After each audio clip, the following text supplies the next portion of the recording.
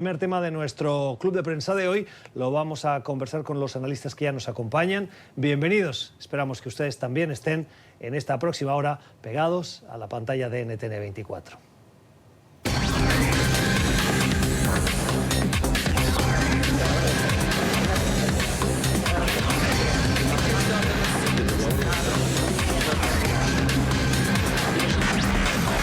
Club de prensa con Gustavo Alegret. Trump amenaza con imponer aranceles a los autos fabricados en México. ¿Cómo afecta esto al país azteca?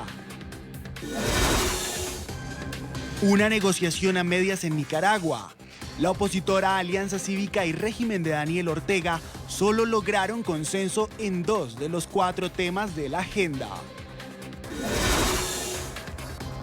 Juan Guaidó llama a los jóvenes a participar mañana en la protesta que calificó de inicio a la Operación Libertad.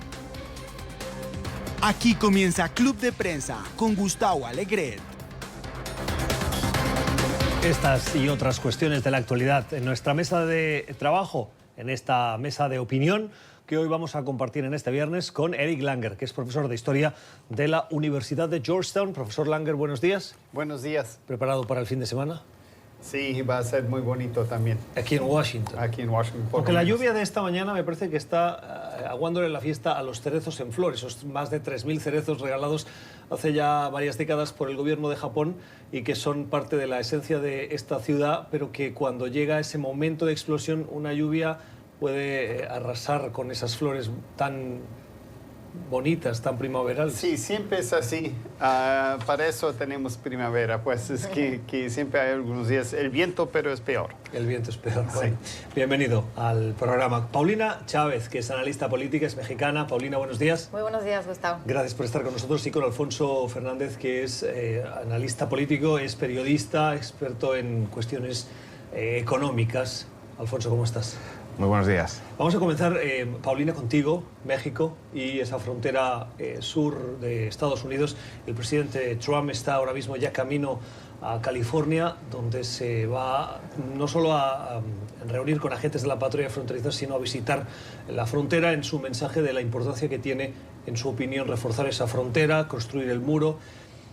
Con un mensaje, además, que ha subido el tono en las últimas horas en una montaña rusa, porque por un lado amenaza con cerrar, el jueves dice no voy a cerrar, le doy un plazo, México lo está haciendo bien, pero los amenazo con sanciones, en un año puedo cerrar, además si no hacen lo que yo les digo en las cuestiones de droga y veo resultados, voy a imponer aranceles a los automóviles. Y hace minutos, como decíamos al principio del programa, ¿ha dado algún tipo de resultado en los meses que llevamos de crisis venezolana y de posicionamiento de México, que se distancia de esta manera con el cambio de gobierno al frente de México del Grupo de Lima? Yo creo que lo único que ha hecho ha sido dejar pasar, AMLO ha dejado pasar esta gran crisis que hubiera podido ser el primer momento de su presidencia para agarrar una bandera latinoamericana y ponerse al frente de esta situación tan complicada. Creo que ha sido desafortunado para él, yo lo veo como un error no pronunciarse, porque al final del día todos conocemos las atrocidades que están ocurriendo en Venezuela, el atropello a los derechos humanos y la situación tan precaria en la que están las poblaciones de allá, y mantenerse indiferente ante esta situación, invocando una doctrina Estrada que la verdad es que no tiene ningún tipo de vigencia, o que más bien ha sido utilizada en función de lo que le conviene a cada uno de los gobiernos, creo que no es justificación para mantenerse indiferente. Y creo que le ha salido mal, creo que ha perdido su oportunidad de posicionarse como un líder en la región. Bueno, México creo tiene una larga trayectoria de cuidar la soberanía de cada país en América Latina, especialmente frente a Estados Unidos. Y creo que en parte viene de esa larga tradición. Al mismo tiempo, yo personalmente creo que es un error.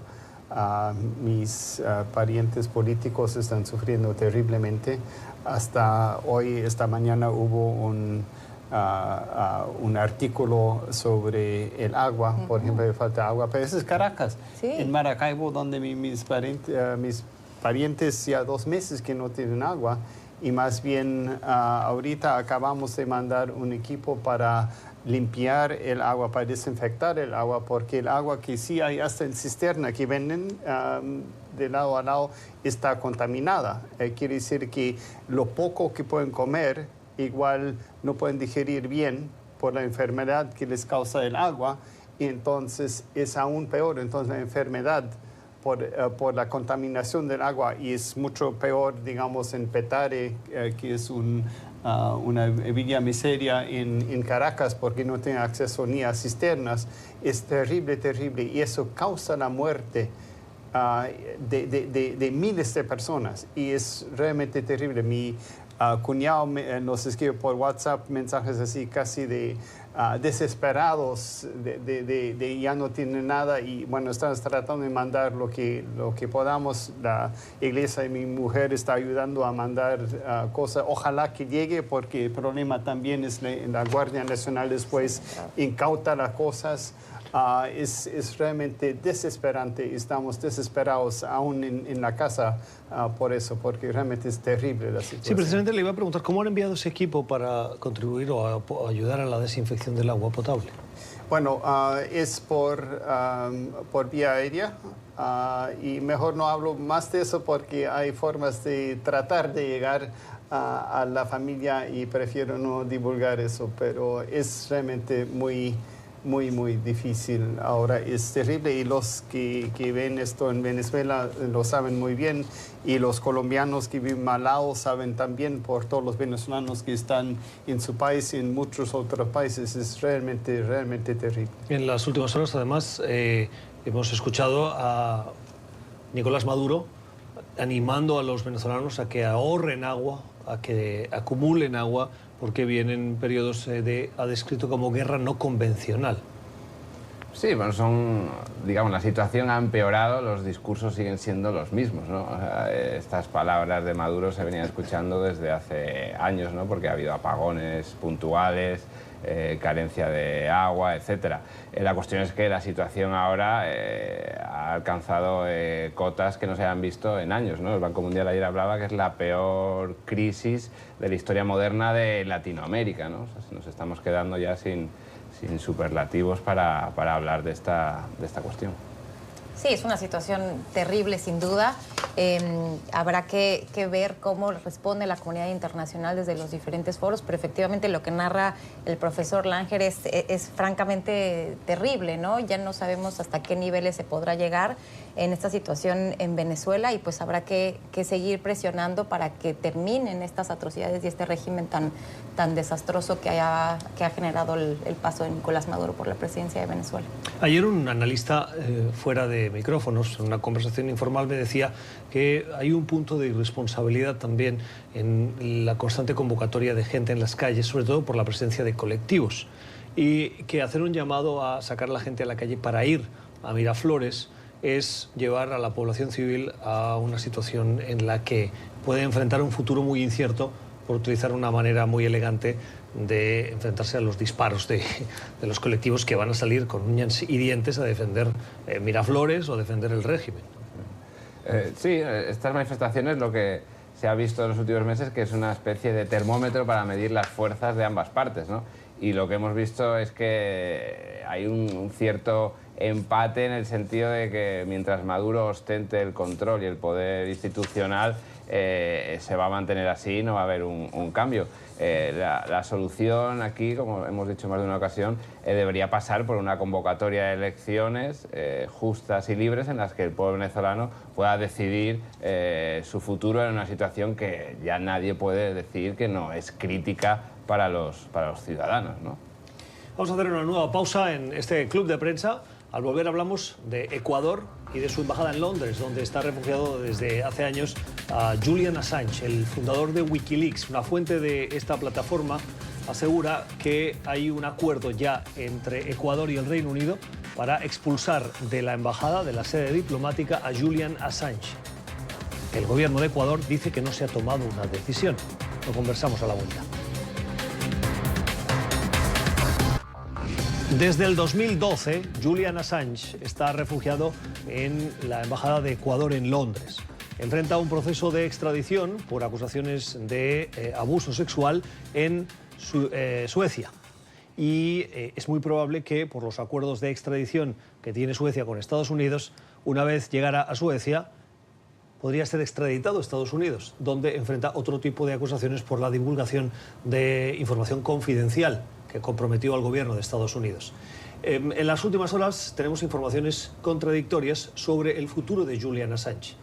Wikileaks, que es la plataforma que él fundó, asegura que hay un acuerdo ya entre el gobierno de Ecuador, de Lenín Moreno, y la Cancillería o el gobierno de Londres, de Theresa May, para que sea expulsado de la embajada, de Ecuador en Londres, y a partir de ahí empezar todo un proceso judicial.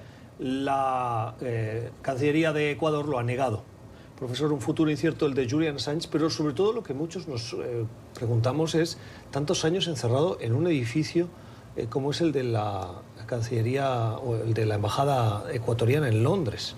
Uno puede llegar a enloquecer. Bueno, parece que ya los embajadores del Ecuador en Gran Bretaña se han molestado bastante con él por sus hábitos y todo eso, pero pobrecito vive allá ya tantos años y no puede salir. Es muy probable que sea mejor eso que no una prisión en Kansas. Sí, yo creo que por lo menos parece que tiene su gatito allá consigo y cosas así. Pero sí, creo que es muy probable que vaya, porque el problema es que Wikileaks ha divulgado información sobre su hermano Edwin Moreno, que parece estuvo involucrado en un problema de evitar impuestos con una empresa offshore que se llama INA, y entonces Lenín Moreno, como debe ser, se molestó y dijo, bueno, el que me está mordiendo la mano porque lo tengo aquí en mi embajada, lo estoy protegiendo. Entonces, por eso es, creo, probable que se vaya, pero Wikileaks, por lo general, ha sido bastante acertado con lo que dice. Entonces, sospecho que sea muy probable. Están haciendo eso para más bien poner presión pública sobre Moreno para que no suelte a Assange. Pero vamos a ver qué pasa. Efectivamente, cuando se dio a conocer ayer esta noticia, todavía sin demasiada información como estamos ahora, empezaron a llegar algunos activistas, veíamos por ahí algunas imágenes en Twitter de reporteros que se empezaban a congregar afuera de la Embajada de Ecuador en Reino Unido sin todavía demasiada información, ¿no? Está saliendo esta noticia, la Cancillería ecuatoriana lo ha negado y ha señalado más bien que no va a comentar con base en rumores y con información que no ha sido verificada, ¿no? Pero pues sí, sería de esperarse que se diera algún movimiento o algún cambio en este tema en las próximas horas. Efectivamente, pues Wikileaks lo que está haciendo es tratando de elevar la presión pública, de poner el tema sobre la mesa para obligar a que haya una respuesta de parte de las asociaciones o de las organizaciones que defienden el derecho a la información, ¿no? Que fue finalmente lo que argumentan tiene a Julian Assange en esta situación. Habrá que estar pendientes, sin duda. Sí, la cuestión también de fondo aquí es el cambio de gobierno en Ecuador, ¿no? O sea, hay que recordar que lleva desde 2012 en la embajada londinense Assange, y entonces el presidente era Rafael Correa, conocido por su antiamericanismo, por decirlo de una manera. Y aún habiendo estudiado en Estados Unidos. Bueno, a veces uno tiene que aprender. Los que más antiamericanos se ponen, ¿no? Exactamente.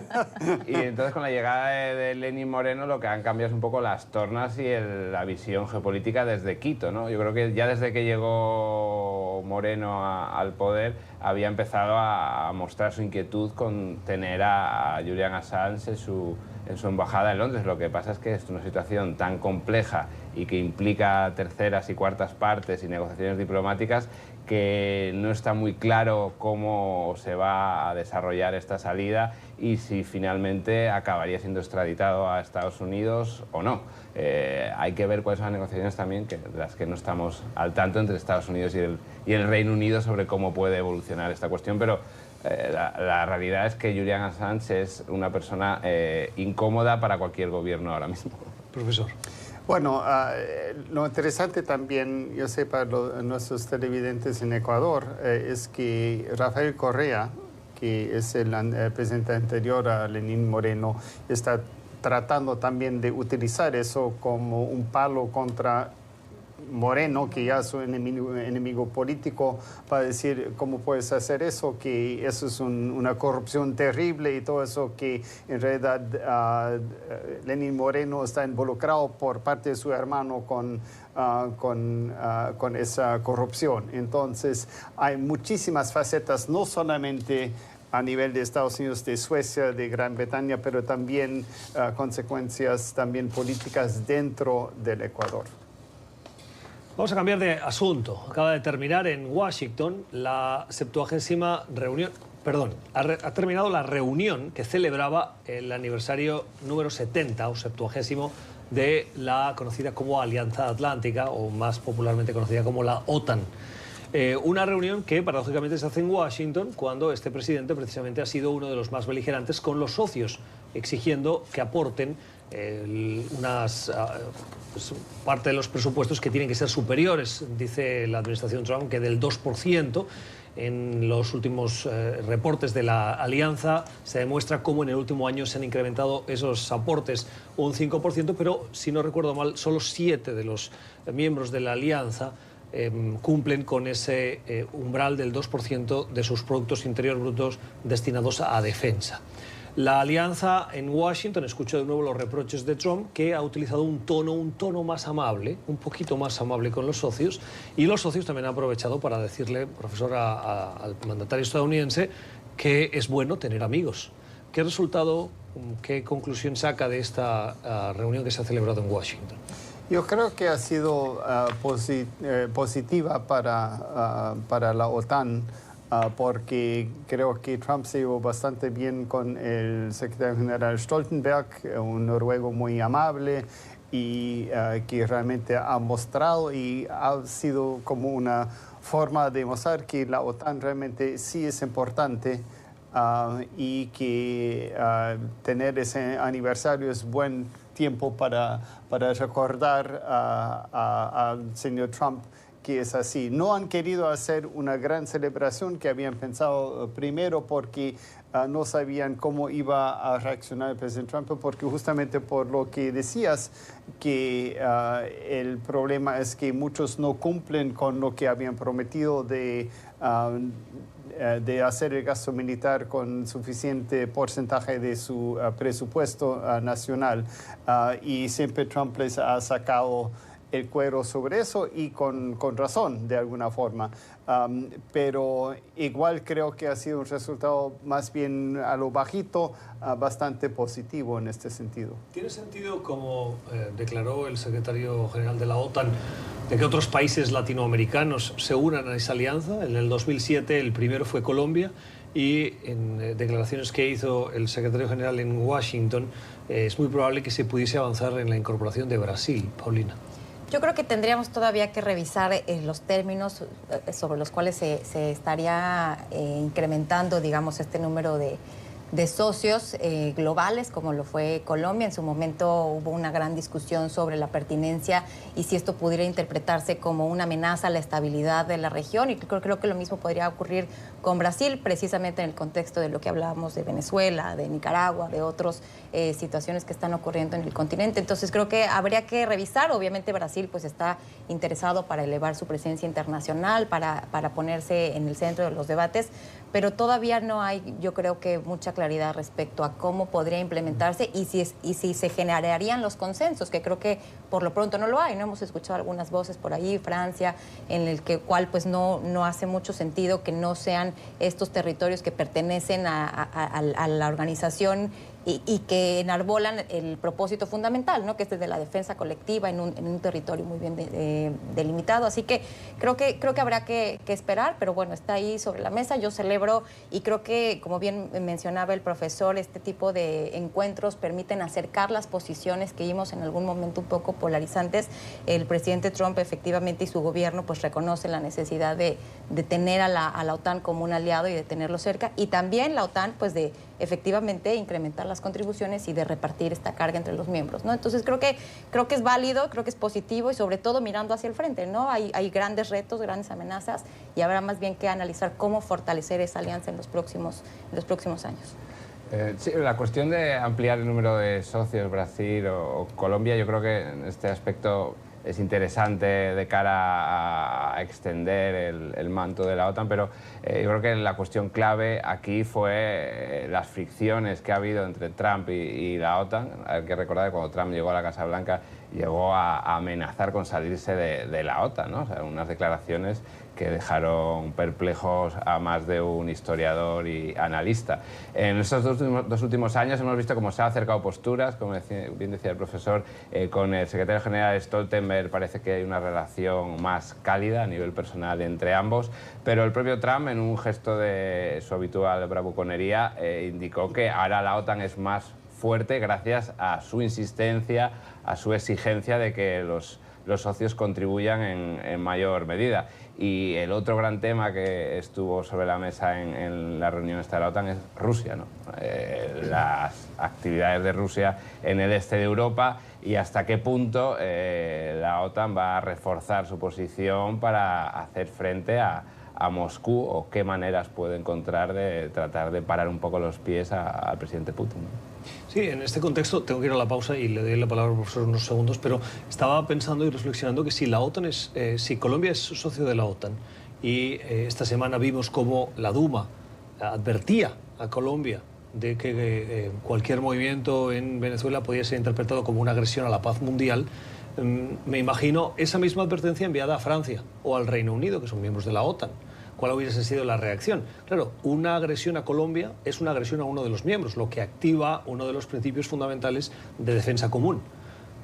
Sí, bueno, Colombia no es un socio como son los europeos, y más bien lo que dijiste, Alfonso, es muy importante, que la OTAN se formó porque en contra de la Unión Soviética. Entonces, históricamente, las Américas en realidad no tienen mucho que ver, excepto Canadá y Estados Unidos. Pausa y regresamos con la mala semana de nuestros analistas.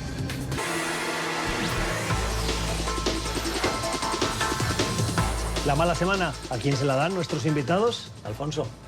Joe Biden, el ex vicepresidente estadounidense que ha tenido que enfrentar acusaciones de haberse propasado con el espacio personal, haber hecho sentir incómoda a varias de sus colaboradoras o legisladoras estatales, y que posteriormente, con la presión generada, emitió un vídeo en el que presuntamente se disculpaba, pero que no quedó tan claro que eso fuesen disculpas, ¿no?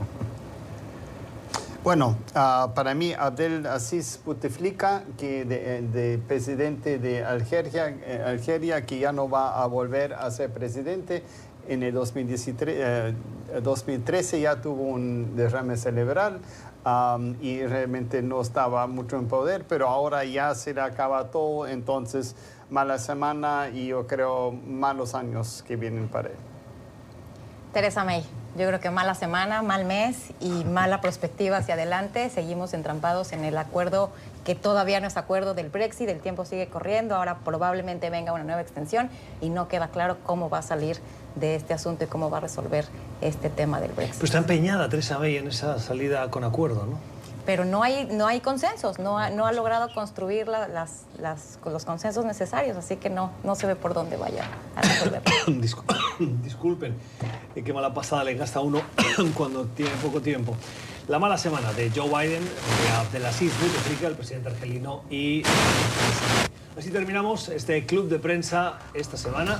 Gracias a ustedes por la generosidad de su tiempo y a nuestros invitados por sus puntos de vista que siempre nos enriquecen. Que tengan un feliz sábado y domingo. El lunes volvemos por la mañana, siempre a la misma hora, con ganas de aprender de quienes nos acompañan. Que descansen.